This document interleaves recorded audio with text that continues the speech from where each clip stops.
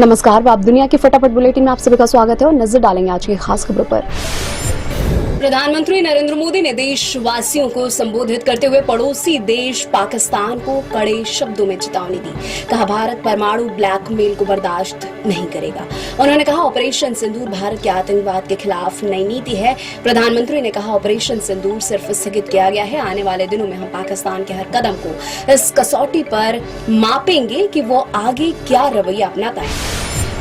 PM Modi ने विश्व समुदाय से कहा, हमारी घोषित नीति रही है कि अगर पाकिस्तान से बात होगी तो टेररिज्म पर ही होगी, अगर बात होगी तो पीओके पर ही होगी। भारत का मत एकदम स्पष्ट है, टेरर और टॉक एक साथ नहीं हो सकते, टेरर और ट्रेड एक साथ नहीं चल सकते, पानी और खून भी एक साथ नहीं बह सकते। प्रधानमंत्री नरेंद्र मोदी ने कहा कि टेररिज्म के खिलाफ जीरो टॉलरेंस एक बेहतर दुनिया की गारंटी है। उन्होंने कहा कि निश्चित तौर पर ये युद्ध का नहीं है, लेकिन ये युद्ध आतंकवाद का भी नहीं है। टेररिज्म के खिलाफ जीरो टॉलरेंस एक बेहतर दुनिया की गारंटी है।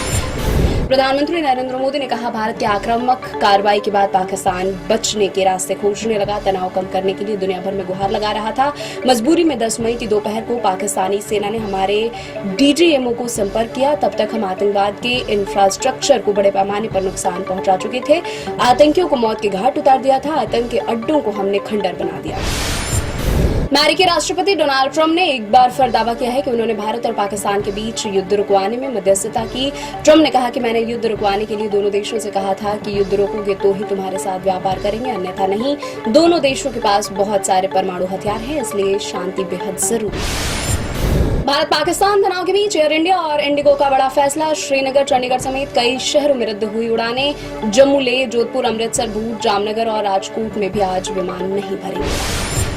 बलूच नेता जियान ने पाकिस्तान पर साधा निशाना, बोले उसके हाथ खून से रंगे हुए हैं। भारत से भाईचारे की हर बात एक धोखा है। उन्होंने दावा किया कि उसने पाकिस्तानी सैन्य और खुफिया ठिकानों को निशाना बनाते हुए बलूचिस्तान में 51 से ज्यादा जगहों पर 71 हमले।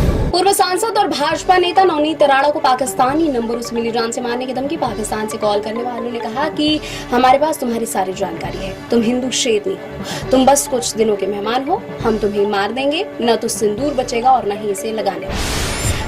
भारत ने स्टील और एल्यूमीनियम पर अमेरिकी शुल्क के जवाब में विश्व व्यापार संगठन के मापदंडों के तहत अमेरिका पर जवाबी शुल्क लगाने का प्रस्ताव रखा। भारत द्वारा रियायतों के प्रस्तावित निलंबन के परिणाम स्वरूप अमेरिका में उत्पादित उत्पादों से समान शुल्क वसूला जाएगा। इससे भारत में उत्पादित स्टील और एल्यूमीनियम उत्पादों के अमेरिका में आयात पर 7.6 अरब अमेरिकी डॉलर का असर पड़ेगा।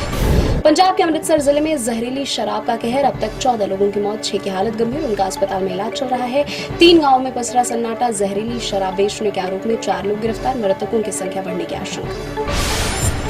ये थी आज की फटाफट बुलेटिन और ऐसे ही ताजा अपडेट्स के लिए बने रहे हमारे साथ, यानी कि विजिट करें आप दुनिया पर।